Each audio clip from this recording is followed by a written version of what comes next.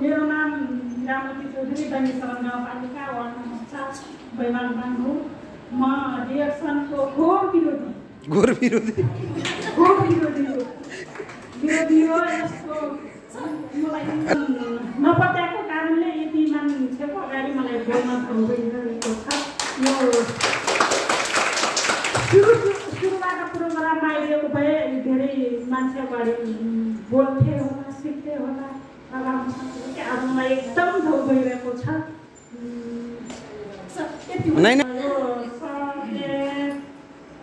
Teaching पेसालाई छोडेर 12 वर्ष भयो।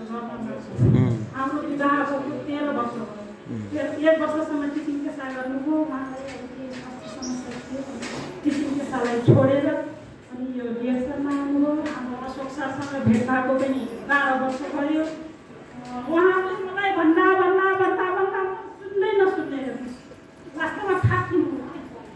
अशोक सर, सुनिता म्याडम भइसक्नु भएको छ अनि सरस्वती म्याडम